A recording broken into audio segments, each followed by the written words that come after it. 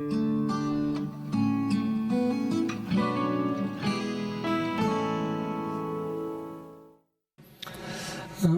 초등학교 학생이 중독이라고 하는 시를 썼는데 한번 들어보십시오.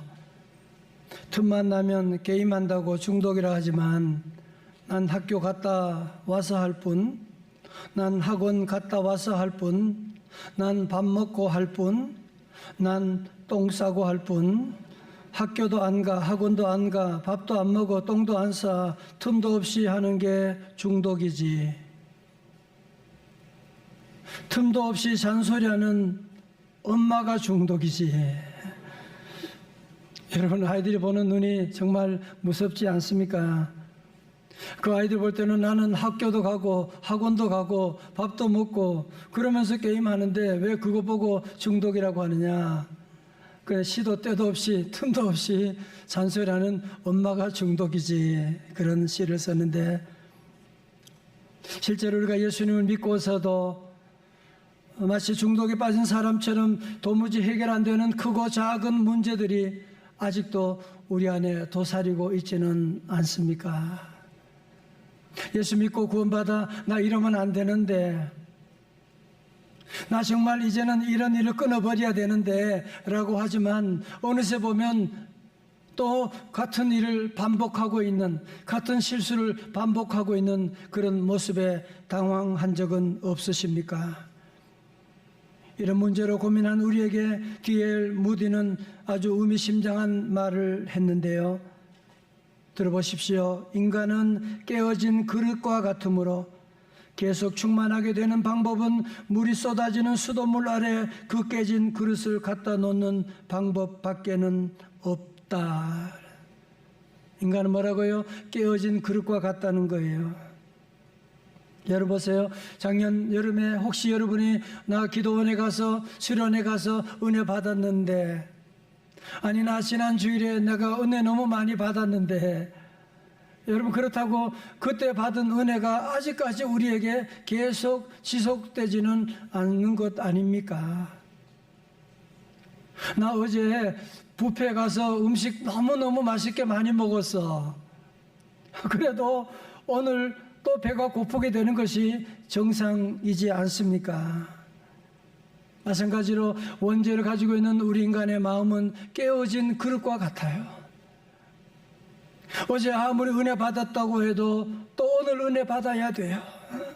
여러분, 그래서 우리는 깨어진 그릇과 같기 때문에 우리 성도들이 지난 주일에도 예배드리고 오늘도 예배드리고 우리 모두가 24시간 주님을 바라봐야 되는 이유가 바로 여기 있는 것이고, 아무리 대단한 목사다, 장로님, 어떤 사람이라고 해도 지난달에 은혜 너무너무 많이 받았지만 주님을 바라보지 않는 그 한순간에 아무것도 아닌 유혹에도 쉽게 넘어지는 것을 경험할 수 있지 않습니까?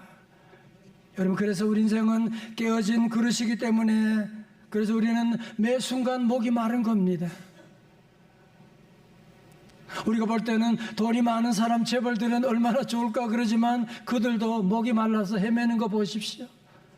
돈 없는 사람도 헤매고 인기 있으면 얼마나 좋을까요? 그러나 인기 많은 그 사람도 늘 배고파서 어쩔 줄 몰라 하고, 인기 없는 우리도 마찬가지고, 휴가를 떠난 사람도 목마르고 휴가를 가지 못한 사람도 목마르고, 아이들도 목마르고 청년들도 목마르고 노인들도 목마르게 되고, 왜? 우리의 심령은 깨어진 그릇과 같아서 그래요. 그래서 우리 성도들은 이런 목마를 때에 우리가 어떻게 해야 되느냐? 답은 한 가지입니다. 지난주일 요절 말씀 요한복음 7장 37절의 말씀 크게 시작. 명절 끝날 곧 큰 날에 예수께서 서서 외쳐 이르시되 누구든지 목마르거든 내게로 와서 마시라. 아멘. 누구든지 목마르거든 어떻게 하라고요? 내게로 와서 마셔라. Come to me and drink. 그래서 이걸 가지고 뭐라고 그랬어요? 복음의 현재성이다. 그렇게 말씀드렸습니다. 여러분, 다른 길은 없어요. 내가 목마를 때 여러분이 어떤 짓을 어떤 무슨 재미를 본다고 어디 간다고 해도 그것이 우리의 목마름을 해결하는 거 아니에요. 그래서 우리 성도들은 1000가지 만가지 문제 앞에 해답은 한 가지, 오직 예수밖에 없습니다. 다 같이 오직 예수 믿어야 구원받게 되는 거예요. 예수 믿어야 치유받게 되는 것입니다. 예수님 믿을 때 우리 안에 있는 수많은 목마름도 다 해결하여 주시는 줄로 믿습니다. 여러분, 지난주에 보았던 우리 요한복음 7장 37절에 이어서 오늘 38절에 보면 우리 예수 믿는 사람들에게 엄청난 복을 약속했어요. 눈을 크게 뜨고 큰 소리로 우리 38절 다 배워요. 시작. 나를 믿는 자는 성경의 이름과 같이 그 배에서 생수의 강이 흘러나오리라 하시니 아멘. 여러분, 프랭크 루박이라고 하는 그 필리핀 선교사이셨던 분이 권능의 통로라고 하는 책에서 우리 영혼에는 2개의 문이 있다, 그렇게 말하셨어요. 첫 번째 한 개의 문은 무엇이냐? 하나님을 향해 열린 문. 두 번째는 뭐냐? 사람들을 향해 열린 문이 있다. 이 하나님을 향한 열린 문, 사람을 향한 열린 양방향의 문이 다 열리게 되었을 때 그것을 가지고 뭐라고 하느냐? 생수의 강이 흘러 넘치게 되었다, 그렇게 말한다는 것입니다.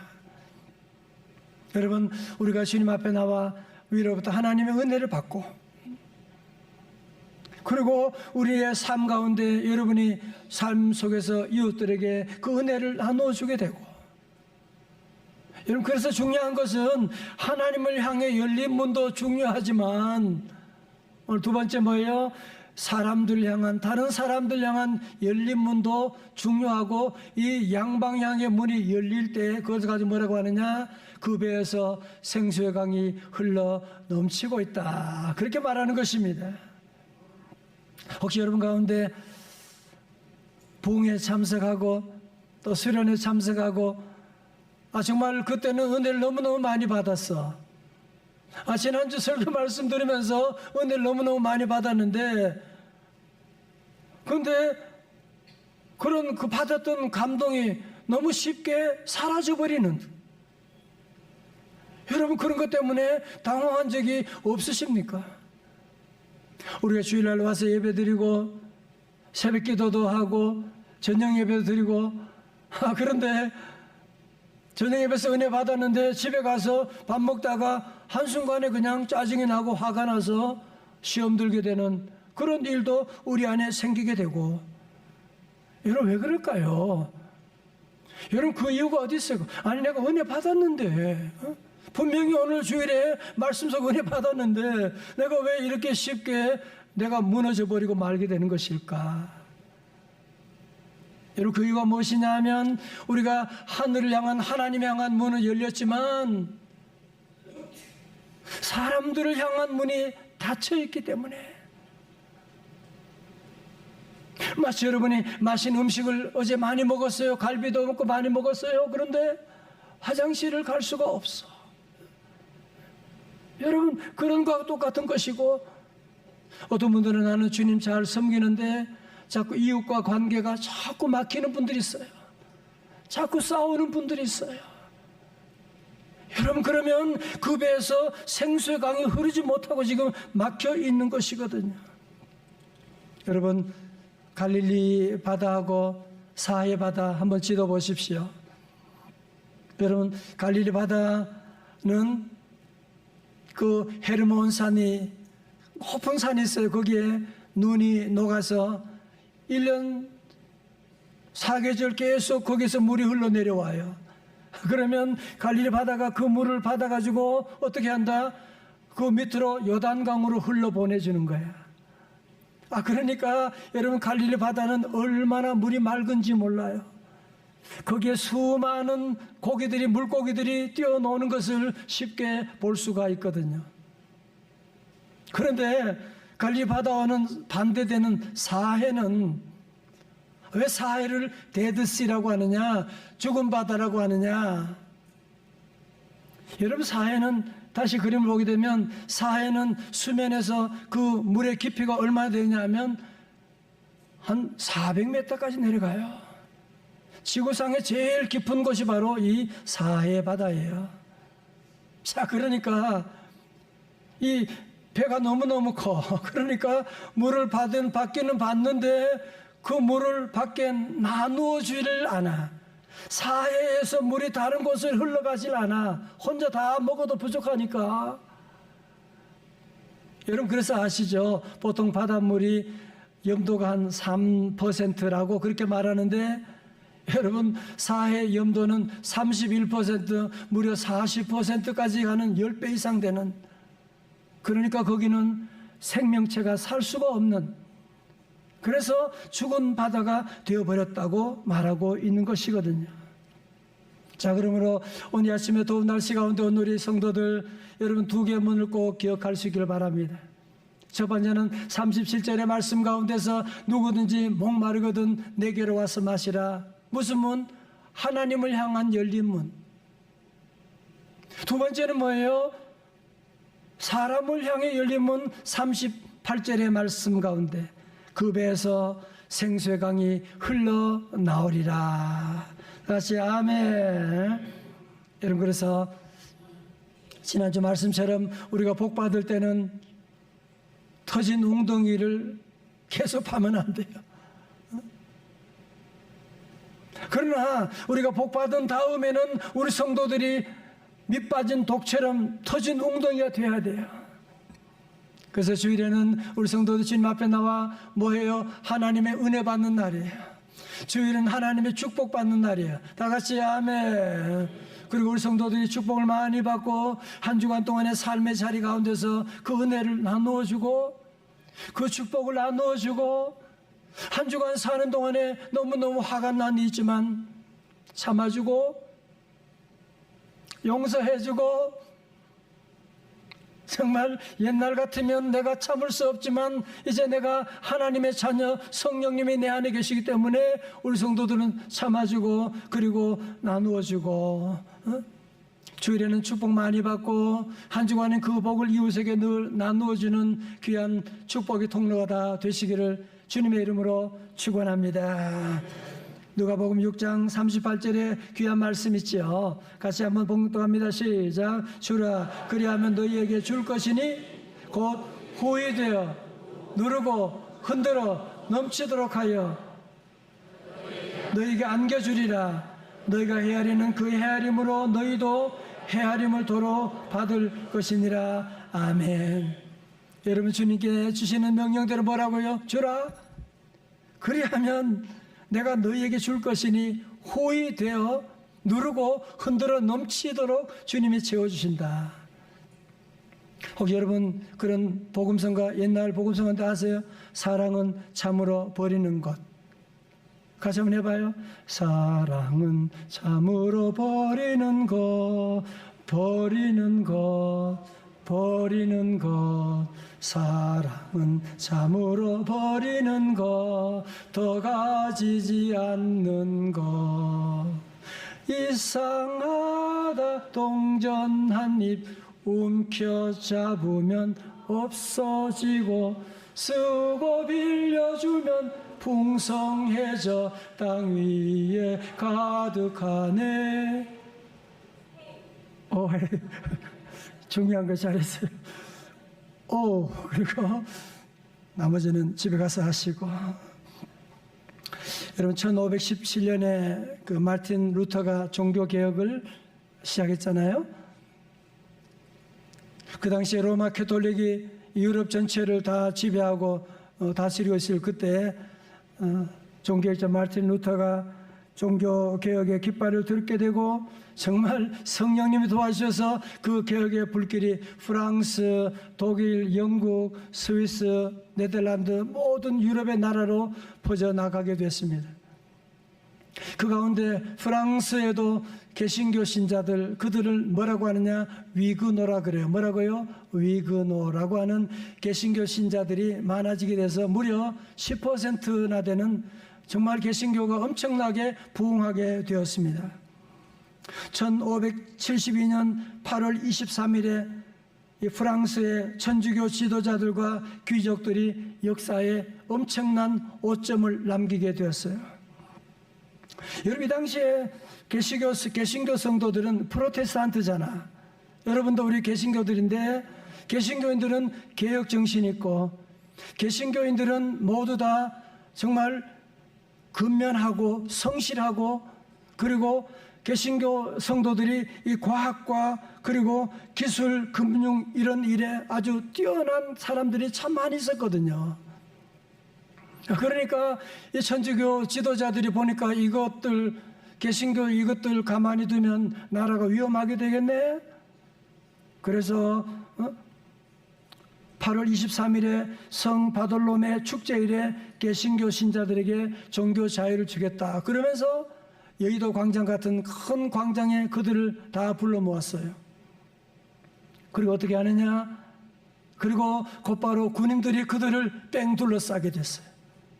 그리고는 그들이 예수 믿는다고 하는 개신교라고 하는 그 이유 때문에 그들을 죽였는데, 무려 그날 그 광장에 죽은 사람이 3,000명이나 됐어요. 그리고 그 한 주간 동안 프랑스 전역에서 개신교라고 하는, 위그너라고 하는 이유 때문에 죽은 사람이 무려 7만 명이나 됐어요. 자, 이럴 때 그때 안 죽고 살아남은 위그너들은, 프랑스 개신교 신자들은 어떻게 해야 돼요? 믿음 지키려면 이제 더 이상 이 나라 살 수가 없으니까 외국으로 망명 갈 수밖에 없는데, 바로 이 바다 건너 프랑스 위에 있는 영국에서, 그 당시에 영국의 여왕이, 엘리자베스 여왕이 25살부터 즉위해서 45년 동안 여왕으로 있었는데 참 훌륭한 믿음의 딸이에요. 듣고 보니까 프랑스에서 이 개신교 위그너들이 신앙 때문에 탄압을 받아서 망명을 떠난다더라. 자, 그런데 그 사람들은 다 과학기술자고 개혁 정신이 있는 사람들인데, 지금 우리 영국이 앞으로 발달하려면 그런 인재들이 있어야 되는데, 그러면 그들을 우리나라가 맞이하도록 하자라고 망명을 다 받아들이자. 그렇게 해서 공무원들을 해변가에 파견해서 망명에 오는 사람 전부 영접하고 특별법을 만들어가지고 그들 위해서 집을 지어주고 그들에게 재정을 지원해주고, 그들을 보고 너희들 무슨 기술이 있느냐? 저는 제철 일하는 대장정입니다. 그러면 그래, 네가 그 일 하도록 도와주고 다 밀어주고 했습니다. 그런데 그 시대 가장 중요한 기술이 대포인데요, 그때까지는 구리로 대포를 만들었대요. 그러니까 비용은 비싸고 성능은 뛰어나게 되는데, 프랑스에서 망명 온 개신교 신자들인 위그너들이 철제 대포를 만드는 기술을 개발하게 됐어요. 그러니까 가격은 3분의 1밖에 안 들고 성능은 워낙 뛰어나게 되니까 영국에서 그 철제 대포를 만들어 가지고 외국에 수출하게 되는 거죠. 그리고 자국 배나 이런 곳에는 아주 싸게 공급하게 되니까 어떻게 돼요? 위그너들이 만든 철제 대포 덕에 영국이 해군력이 강화될 수밖에 없었고, 여러분 그때 가장 강대국이 바로 프랑스하고 스페인이었는데, 그 이후로 그 강대국이 주저앉게 되고 영국이 이런 무기를 발달해가지고 다시 치고 일어나게 되었습니다. 또 개신교 신자인 위그너들이 뭘 만드느냐면 전기기관차 방직기계를 만들었어요. 영국이 그 방직기계를 만들어서 전 세계 방직 시장을 주름 잡음으로 말미암아 산업혁명의 기초를 만들게 된 것입니다. 그 옆에 인접한 독일이 보니까, 아니 영국은 우리보다 훨씬 뒤졌는데 어떻게 갑자기 영국이 일어나고 있는, 영국이 뜬단 말이에요. 그래서 어떤 일인가 알아보았더니만 프랑스에서 망명 온 개신교 위그너들이 그 나라에 들어와서 그 나라를 도와주고, 그래서 지금 영국이 지금 발전하고 있다라고 하는 그런 얘기를 듣고서, 독일은 프랑스하고 인접해 있으니까 그러면 이 프랑스 사람 우리나라 들어오면 우리가 환영하겠다. 그래서 그들은 베를린 교회에 프랑스 위그노 피난민촌을 만들었습니다. 많게는 한 8만 명 가까이가 거기에 들어 망명 오게 되었고, 정부가 그들을 지원해줘서 산업을 일으키는데, 프랑스 개신교 위그노촌에서 나온 것이 바로 화학산업, 그 다음에 기계산업으로 여러분 제약산업인 바로 바이엘, 또 벤츠 산업, 이런 것이 다 바로 여기에서 기초해가지고 나오게 되었다는 것입니다. 여러분 잘 보세요. 여러분 중요한 것이 뭐예요? 여러분 프랑스의 위그노들, 나 예수님 잘 믿으려고 한 것밖에 없는데 왜 우리에게 이런 탄압이 오고 우리의 목숨을 가져가느냐? 하나님 어디 계십니까? 원망할 수 있지만 도리어 그들은 아니에요. 더 하나님을 신뢰하고 하나님을 의지함으로 생수를 받아서 하나님 인도하심 따라서 그들이 영국에 가기도 하고 독일로 가기도 하고, 계속 그들은 하나님의 생수를 마심으로 말미암아 생수의 강이 흘러 넘치게 돼서 저들의 창조적인 상상력, 기술력, 개척 정신으로 말미암아 주변의 나라들을, 영국, 독일을 더욱 강건한 강대국으로 만드는 일에 쓰임받게 되었던 것입니다. 할렐루야. 이번에 스위스 차례인데요, 여러분 우리 장로교를 시작하신 분이 누군지 아시죠? 칼빈 목사님. 이분은 원래 프랑스 출신이에요. 프랑스 말로 깔뱅이라고 그렇게 말합니다.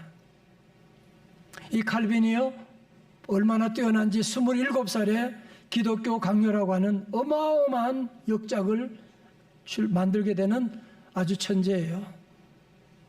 이분이 한 번은 스위스를 가게 되는데 제네바를 가는데, 거기는 제네바에 있는 프로테스탄트 개신교 신자들이 칼빈 목사님을 만나서 지금 우리나라가 너무너무 어려운데 우리는 산악국가고 아무것도 없는데 이 나라 와서 좀 다스려 주세요, 이끌어 주세요. 그래서 칼빈이 스위스로 가게 됐어요.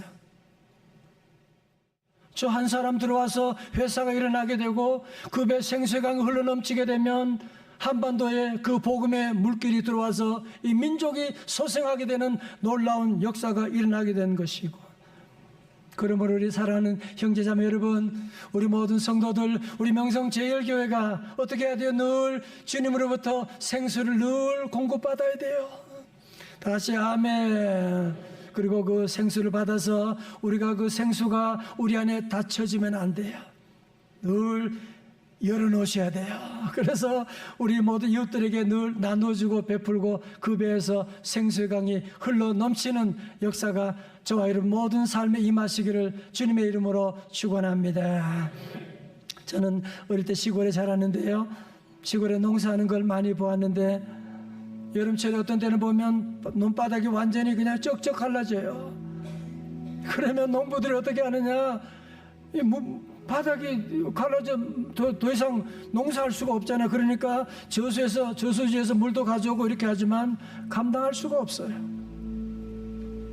그러나 언제 하늘에서 소낙비가 쏟아지게 되면 농부들이 다 나와서 춤을 추게 됩니다.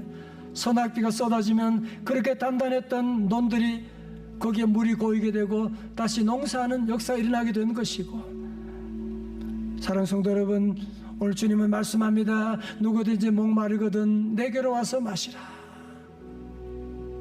우리 명성제일교회 성도들은 다시는 복음의 유사품에 속지 말고, 다시는 우리 성도들은 다른 복음, 가짜 복음을 여러분이 따라가면 안 되고 오직 예수, 다 같이 오직 예수.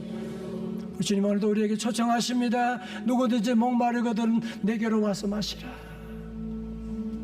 우리 모두는 원죄로 말미암아 깨어진 그릇을 가지고 있거든요. 그래서 우리는 늘 매일매일 24시간 주님을 바라보아야 돼요. 주여 오늘도 내게 생수를 부어 주옵소서. 여러분이 목마르고 힘들고 어려울 때 다른 가짜 드링크를 마시지 말고 주님 앞에 나와 주여 내게 생수를 부어 주옵소서. 우리는 늘 성령의 생수를 마시고, 여러분 거기서 끝나면 안 돼요. 두 번째 어떻게 돼요? 그 받은 생수, 오늘 요절 말씀 7장 38절 시작. 나를 믿는 자는 성경의 이름과 같이 그 배에서 생수의 강이 흘러 나오리라 하시니. 다시 아멘. 그래서 우리 모든 성도들 반석에 샘물이 터져 나오는 것처럼 저와 여러분의 삶 가운데 절대로 여러분이 밸브를 닫아주면 안 돼요. 우리 모두 마음의 문을 활짝 열고 주님의 생수를 공급받고, 그리고 우리 이웃에게 이 생수의 강물이 흘러 넘치는, 여러분 때문에 여러분의 집안이 잘 되기를 축원합니다. 여러분 회사가 잘 되기를 축원합니다. 우리 교회로 말미암아 다시 한번 우리 대한민국이 살아나는 소생하는 놀라운 역사가 있기를 주님의 이름으로 축원합니다. 할렐루야.